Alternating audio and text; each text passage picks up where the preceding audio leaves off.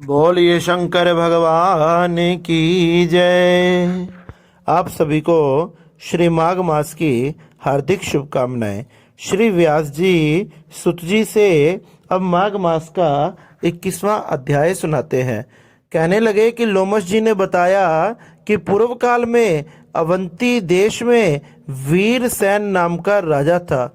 उसने नर्मदा के किनारे राजसूय यज्ञ किया और अश्वमेध यज्ञ भी किए, जिनके खंभ सोने के बनाए गए। ब्राह्मणों को अन्न का बहुत सा दान किया और बहुत सी गौएं, सुंदर वस्त्र और सोने के आभूषण से युक्त अनेक प्रकार के दान दिए। वह देवताओं का भगत और दान करने वाला था। भद्रक नाम के एक ब्राह्मण, जो अत्यंत मूर्ख, कुलहीन, कृषि कार्य करने वाला, दुराचारी तथा अधर्मी था, वह भाई बंधुओं से त्यागा हुआ इधर उधर घूमता हुआ देव यात्रियों के साथ प्रयाग में आया और माघ में उनके साथ 3 दिन तक स्नान किया और वह 3 दिन में ही निष्पाप हो गया। फिर वह अपने घर चला गया और वह ब्राह्मण और राजा दोनों एक ही दिन मृत्यु को प्राप्त हुए। मैंने इन दोनों के बराबर इंद्रलोक में देखा।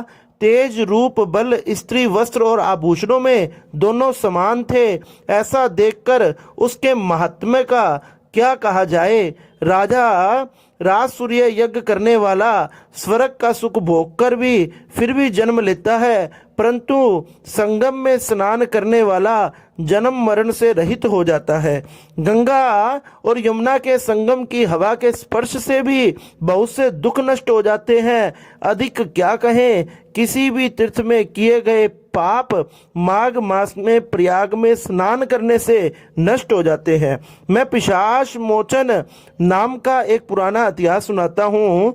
इस इतिहास को यह कन्याएं और तुम्हारा पुत्र भी सुने, उसमें उनको सब स्मृति प्राप्त होगी।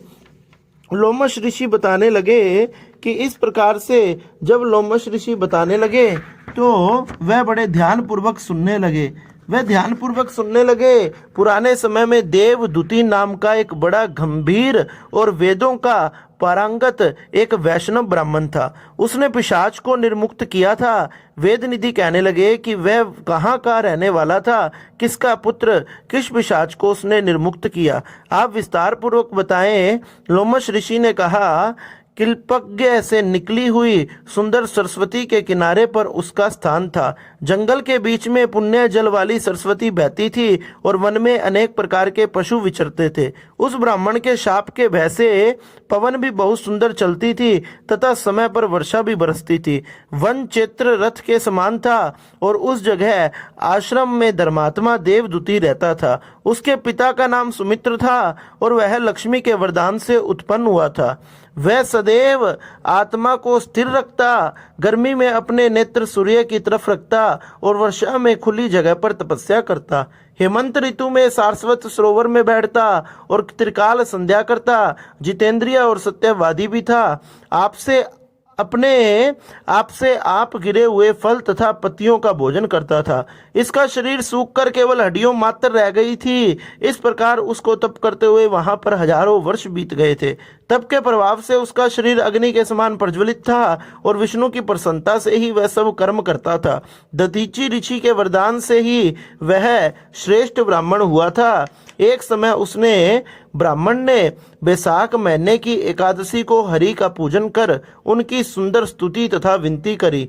उसकी विनती सुनकर भगवान उसी समय गरुड़ पर चढ़कर उसके पास आ गए। चतुर्भुज विशाल नेत्र मेघ जैसा स्वरूप भगवान को स्पष्ट देखकर प्रसन्नता के मारे उसकी आंखों में आंसू भराए और कृतकृत्य होकर भगवान को प्रणाम किया। उसने अपने शरीर को भी याद ना रखा और भगवान के ध्यान में लीन हो गया। तब भगवान ने कहा कि हे देवदूति, मैं जानता हूँ कि तुम मेरे परम भगत हो। मैं तुमसे अति प्रसन्न हूँ, तुम वर मांगो। इस प्रकार भगवान के वचन सुनकर प्रेम के मारे लड़खड़ाती हुई वाणी में कहने लगा कि हे देवादिदेव, अपनी माया से शरीर धारण करने वाले आपका दर्शन देवताओं को भी दुर्लभ है। अब आपका दर्शन भी हो गया, मुझको और क्या चाहिए। मैं सदैव आपकी भक्ति में लगा रहूं। भगवान उसके वचन सुनकर कहने लगे कि ऐसा ही होगा, तुम्हारे तप में कोई बाधा नहीं पड़ेगी। जो मनुष्य तुम्हारे कहे गए स्तोत्र को पढ़ेगा उसकी मुझ में अचल भक्ति हो जाएगी, उसके धर्म कार्य सांगोपांग होंगे और उसकी ज्ञान में परम निष्ठा होगी। इस प्रकार से भगवान ने उसको अनेक प्रकार के वरदान दिए और वह वरदान पाकर बड़ा प्रसन्न हुआ। इस प्रकार से श्री लोमश ऋषि ने इस कथा को सुनाया और श्री व्यास जी ने श्री सुत जी को सुनाया। बोलिए शंकर भगवान की जय।